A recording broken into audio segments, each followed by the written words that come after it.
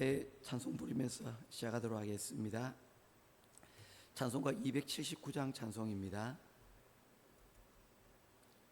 찬송가 279장 찬송입니다.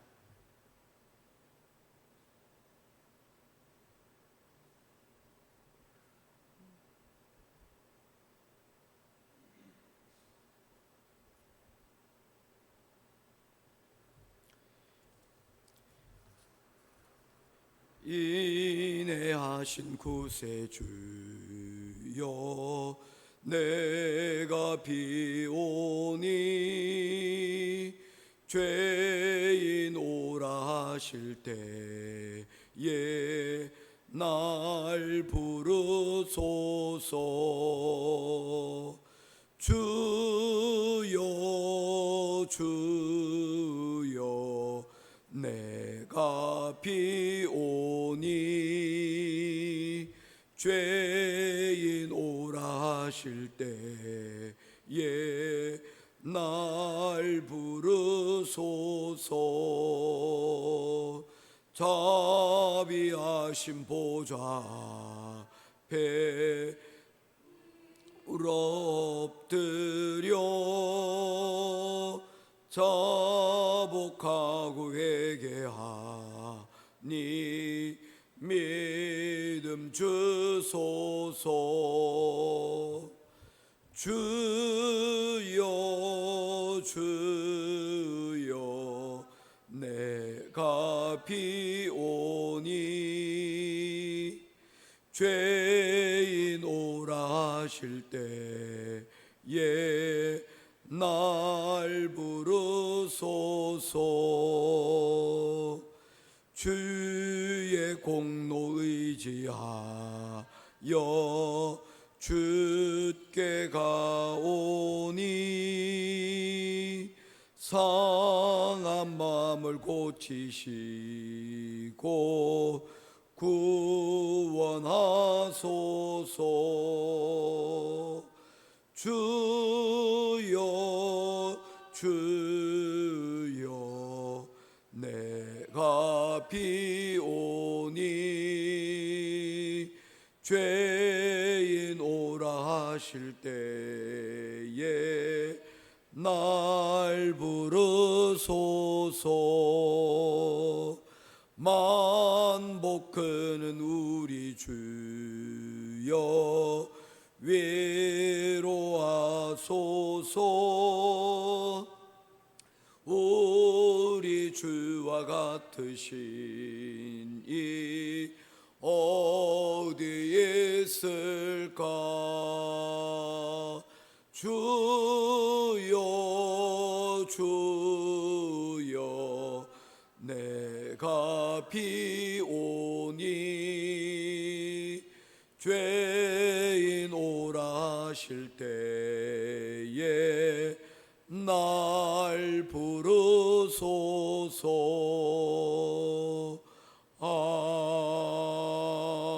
아멘. 찾으실 하나님의 말씀은 요한복음 제4장 15절부터 26절까지 말씀입니다.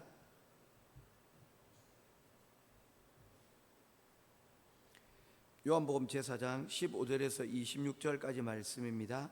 한 절씩 교독하며 보겠습니다. 여자가 이르되 주여, 그런 물을 내게 주사 목마르지도 않고 또 여기 물 기르러 오지도 않게 하옵소서. 여자가 대답하여 이르되 나는 남편이 없나이다. 예수께서 이르시되 내가 남편이 없다는 말이 옳도다.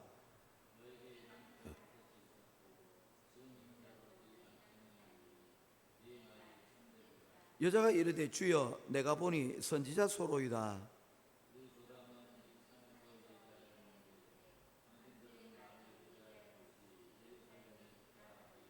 예수께서 이르시되 여자여, 내 말을 믿으라. 이 산에서도 말고 예루살렘에서도 말고 너희가 아버지께 예배할 때가 이르리라.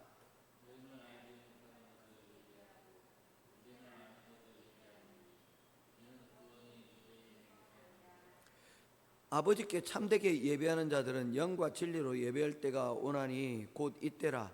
아버지께서는 자기에게 이렇게 예배하는 자들을 찾으시느니라.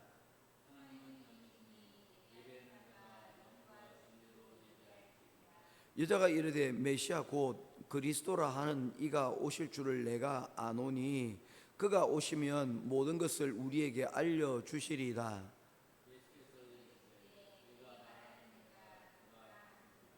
아멘.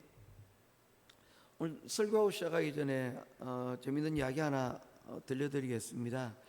어느 60대 노부부가 결혼 기념일을 맞이했습니다. 근데 어느 날 갑자기 하나님이 나타나셔서 너희 부부가 그동안 착하게 살았으니 내가 소원을 한 가지씩 들어주겠다라고 이야기를 했습니다. 먼저 아내가 이야기했습니다. 저는 남편과 함께 크루즈선을 타고 전 세계를 여행하고 싶습니다. 세계 일주 티켓을 주세요라고 이야기를 했습니다. 산신령이 하나님이 그 이야기를 들으시고는 아내의 손에 세계 여행 티켓이 2장이 주어졌습니다. 이제 남편 차례가 되었습니다. 남편은 머뭇거리더니 눈치를 보면서 조심스럽게 이야기를 했습니다. 솔직히 저는 저보다 한 34일 어린 여자랑 살아보고 싶습니다 라고 했다는 겁니다. 장로님 어떻게 됐을까요? 예, 이 남편의 나이가 90이 됐다는 겁니다. 아내가 60이니까 남편이 90살이 되면 맞추어지는 겁니다. 웃자고 하는 이야기지만 이 유머 속에는 우리 인간의 욕망에 대한 뼈아픈 이야기들이 있습니다.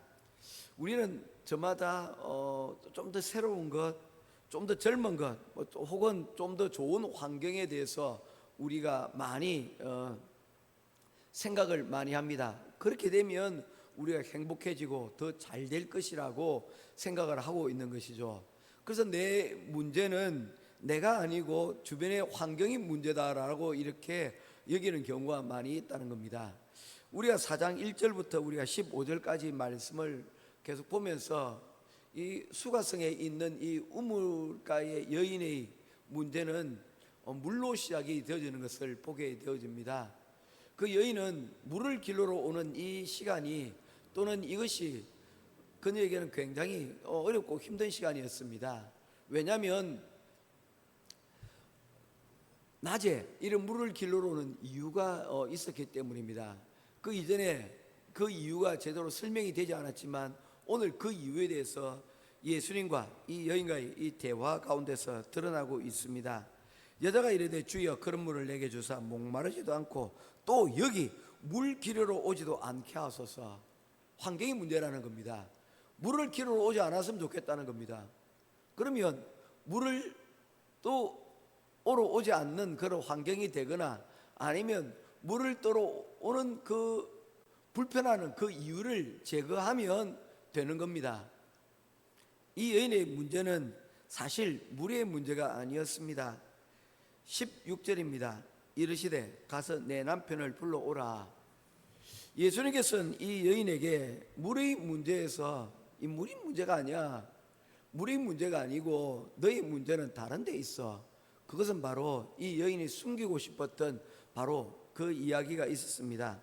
그것은 바로 이 여인의 행실, 그 여인이 지금 처해 있는 그 상황을 지금 얘기를 하고 있습니다. 남편에 대한 이야기였습니다. 17절 여자가 대답합니다. 이르되 나는 남편이 없나이다. 예수께서 이르시되 내가 남편이 없다는 말이 옳도다. 이 여인은 이 남편의 문제에 대하여서 부인하고 이 이야기를 더 이상 들어가는 것에 대해서 나름대로 철벽을 치고 있는 모습을 보게 되집니다.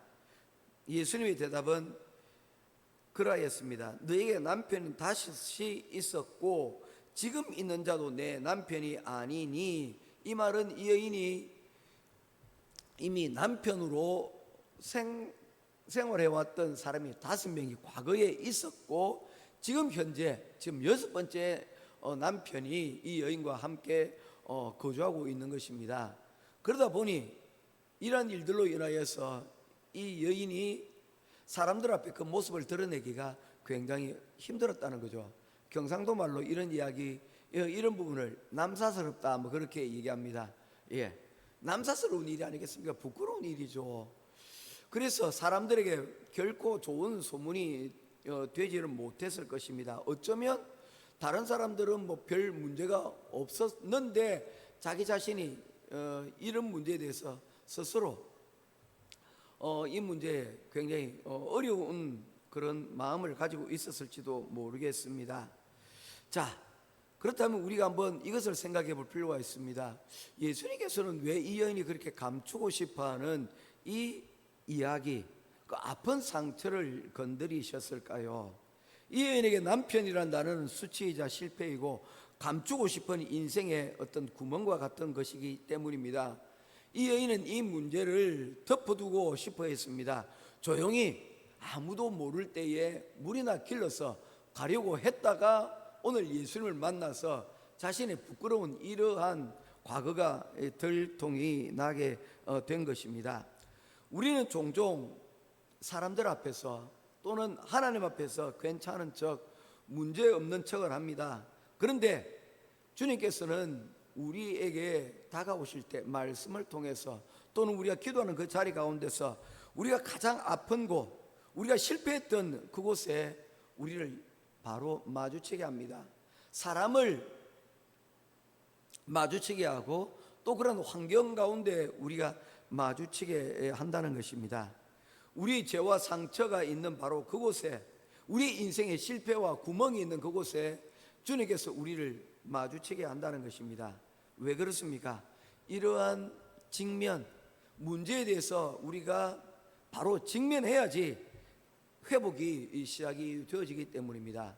상처를 똘똘 감추고 의사에게 여기가 아픕니다. 그러면 이 환부가 무엇인지 드러내야 되고 또한 그곳에 진단을 해야 되는데 드러내기를 꺼려한다면 진단을 할 수가 없다는 것이죠. 때때로 우리가 신앙생활을 하면서 가장 어려운 것 중에 하나가 있는 모습 그대로 드러내는 것입니다. 그럼에도 불구하고 하나님께서는 우리에게 말씀하시면 있는 모습 그대로 나오라. 그래서 구약에서 우리가 제단을 쌓을 때에 돌을 다듬어진 돌이 아닌 그냥 다듬지 않은 돌로 예배를 드릴 것을 말씀을 하고 있습니다. 이유가 뭡니까? 하나님 여기는 도구를 다듬을 만한 도구가 없어요. 그러니 예배를 드릴 수 없습니다. 지금은 하나님께 나아갈 수 없습니다. 여러 가지 이유가 있죠. 뭐 이런 것들입니다. 내가 지금 좀 삶이 좀 부끄러운 삶입니다. 그러니 지금은 예배 자리, 하나님을 만나는 자리에 나아갈 수 없습니다. 혹은 내가 담배를 피기 때문에, 혹은 내가 술을 하기 때문에, 기타 여러 가지 이유들도 하나님을 만날 수 없는 그런 핑계들을 댈 수가 있다는 겁니다. 다듬어지고 난 다음에 그 다음에 내가 부끄럽지 않게 내가 그 일을 하겠습니다. 좋은 다짐 같지만 그러나 그게 결코 하나님 앞에서는 좋지 못한 것입니다. 바로 오늘 예수님께서는 그 문제를 이야기합니다. 너는 부끄럽다고 숨기고 그리고 감추고 있지만 그러나 하나님의 아들 바로 이 문제를 해결하러 오신 예수님 앞에서는 숨기고 그리고 감출 필요가 없다는 것입니다. 인간의 중심을 알고 계시기에 그 모습 그대로 이제 그 문제의 해결자 되시는 그 예수님 앞에서 감추지 말고 이제 그 문제를 직면하라고 말씀을 하고 있는 것입니다. 모쪼록 이 말씀이 오늘 우리에게 들려주시는 말씀이 되기를 바랍니다. 그래서 이야기는 또 하나로 전개가 됩니다. 물에서 시작해서 남편으로, 처음에는 사마리아 장소 문제, 그 다음에는 우물의 문제, 물의 문제, 세 번째는 남편의 문제, 이제는 더 나아가 예배의 문제로 이제 마지막 결론을 해서 나아가고 있습니다. 예수님께서는 이 질문을 계속하여 이어가십니다. 그런데 그것은 예배의 본질로 대화를 전환시키고 있는 것을 보게 됩니다. 여자가 말합니다. 여자가 이르되 주여 내가 보니 당신은 선지자입니다. 어유 어떻게 아셨어요? 내가 숨기고 있는 것을. 그래서 계속 얘기합니다. 우리 조상들은 이 산에서 예배하였는데 당신들의 말은 예배할 곳이 예루살렘에 있다 하더이다. 이 이야기는 무엇입니까? 나도 이 문제에 대해서 부끄러운 줄 압니다. 그래서 이 부끄러운 문제들을 내가 어떻게 하면 해결할까? 우리식으로 얘기하면 이것입니다. 절에도 가고, 그리고 이것저것 내가 할 수 있는 것들은 해보고 싶은데, 그렇다면 내가 어디로 가면 이 문제를 해결할 수 있겠습니까? 라고 얘기를 하는 것이죠. 문제의 원인을 찾으려고 하는 것이 아닙니다. 핑계를 대려고 하는 것입니다. 왜냐하면 문제를 찾으려고 했으면 예루살렘이든지 아니면 조상들이 말했던 이 산이든지 어디든지 이미 다녀왔는데도 라고 얘기를 했을 것입니다. 그런데 이 여인은 아무것도 실천하지 않는 그런 상황이었다는 것입니다. 이 여인은 예배의 문제를 어디라고 생각을 한 것입니까? 다듬지 않은 돌의 문제를 이야기하고 있는 것입니다. 다듬은 돌이 있어야 되는데 내가 아직 시간이 없어서 예배를 드릴 만한 아직 준비가 되지 않았습니다. 장소의 문제를 지금 끄집고 문제를 내고 있는 것입니다. 그럴 때 예수님께서는 다음과 같이 말씀하십니다. 21절, 예수께서 이르시되 여자여 내 말을 믿으라. 이 산에서 말고 예루살렘에서 말고 너희가 아버지께 예배할 때가 이르리라. 무엇을 말씀하고? 장소의 문제가 아니라는 것입니다. 다듬지 않은 돌, 그 모습 있는 모양 그대로 하나님께 나올 것을 말씀을 하고 있는 것입니다. 그러면서 예수님께서 하시는 말씀이 바로 그 유명한 23절 말씀입니다. 아버지께 참되게 예배하는 자들, 예배자들은 이렇게 예배를 드려야 돼. 영과 진리로 예배할 때가 오나니 곧 이때라. 아버지께서는 자기에게 이렇게 예배하는 자들을 찾으시니라. 예배를 드리는 두 가지 요소를 이야기하고 있습니다. 뭡니까? 영과 진리로. 이 영과 진리는 바로 예배자가 갖추어야 될 자세인데, 장소의 문제가 아니라 우리의 마음가짐이 문제라는 것입니다. 이 마음가짐은 무엇이냐면 첫 번째는 영, 두 번째는 진리인데, 이 영이 말하고 있는 것은 우리의 열심입니다. 우리의 마음을 다하는 것입니다. 우리가 정성을 들인다고 할 때 바로 이 영이라는 단어를 사용을 한다는 것입니다. 그래서 내 마음을 다하고 내 뜻을 다하여 주 여호와 하나님을 사랑하라 라고 하는 것은 우리가 할 수 있는 모든 정성을 기울여서 하나님을 사랑하라 라고 말씀을 하는 것이죠. 이것이 예배자의 첫 번째 단계라는 것입니다. 네가 진짜 하나님께 예배하고 또한 그를 통해서 네 문제를 해결하기를 원하느냐, 너의 부끄러움을 씻기를 원하느냐, 이 문제를 지적하고 있는 것입니다. 장로님, 그렇습니까? 예, 우리가 하나님께 예배를 나올 때는 이 영의 마음이 있어야 됩니다. 진심으로 주님 앞에 나의 문제를 들고 나오고자 하는 진심이 우리 가운데 있어야 된다는 것입니다. 두 번째로 중요한 것은 무엇입니까? 진리의 문제입니다. 이 진리가 중요합니다. 아무리 열심히 있어도, 아무리 영의 문제가 우리의 정성이 있어도, 그러나 그 방향이 잘못된 곳을 향하면 말짱 도루묵이라는 겁니다. 우리가 열심히 있지만 그러나 그것이 하나님을 향하지 않고 우상으로 향하게 되어지면 결국에 우리의 선택은 바르지 못한 것이 된다는 것입니다. 정치는 어떤 겁니까? 정치는 여러 가지 민주사회에서의 정치는 많은 사람들이, 다양한 사회의 사람들이 있기에 이 사람들을 어떻게 하는 것입니까? 조종을 하는 것이 정치지 않습니까? 그런데 이 조종을 하는 가운데서 편법을 쓰면 조정을 하기 위해서 여러 가지 방법들을 노력들을 하되, 그러나 뭡니까? 정한 방법이 아니고 이것들 한번 쓸어버려야 되겠네 하는 식의 어떤 절차들을 거치지 못한 것들은 잘못된 것이 되어버리고 만다는 것입니다. 그래서 민주주의라는 그 목표를 이루어가는 데 있어서도 뭐가 중요하다는 것입니까? 절차와 방법이 중요하다는 것입니다. 하나님께서는 무엇을 말씀하고 있어요? 진리가 중요하다는 것입니다. 우리 열심이 있지만 그러나 그 너희 열심으로만 하는 것이 아니라 하나님 앞에 나올 때는 하나님의 방식, 그 진리, 말씀이 중요하다는 것입니다. 그 말씀대로 순종하고 따라가는 것입니다. 이것을 하나님께서는 정해 두셨습니다. 모세 율법 가운데 정해 두셨습니다. 여러분 어떻게 합니까? 내게 나올 때는 비둘기나 순염소나 순양이나 수송아지 1년 되어진 것들로 내게 와서 제물을 드리라. 그것이 나에게 드리는 속죄제로 희생제물, 번제라고 이야기를 했습니다. 그렇지 않습니까? 그런데 내 방식대로 그것 가지고는 모자란데 난 다른 것으로, 아니면 내가 그것을 키우지 않으니까 내 방식대로 하게 된다면 그것은 진리가 아닌 것입니다. 그래서 이런 진리, 하나님의 말씀을 따라서 우리가 그 말씀에 순종하는 것, 그것이 진리라는 것입니다. 그래서 기준이 바로 하나님의 말씀을 순종하는 것이 우리의 기준이 되어야 된다는 것이죠. 이 두 가지로 우리가 예배의 자리 가운데로 나오게 되어지면 하나님께서는 바로 이 예배를 받으신다는 것입니다. 잘 아는 말씀 24절입니다. 하나님은 영이시니 예배하는 자가 영과 진리로 예배할지니라. 우리가 영과 진리로 예배를 드리면 사람들은 우리가 영과 진리로 예배를 드리는지 알 수가 없어요. 태도로 보면 괜찮아 보입니다. 졸지도 않는 것처럼 보이고 찬양을 열심히 부르는 것처럼 보입니다. 그런데 그냥 노래가 좋아서, 혹은 여러분 그날 밤에 잠을 잘 자고 지금 내가 조금 뭡니까? 잠이 오지 않아서 그냥 눈을 뜨고 있는 것처럼 보일 수도 있다는 겁니다.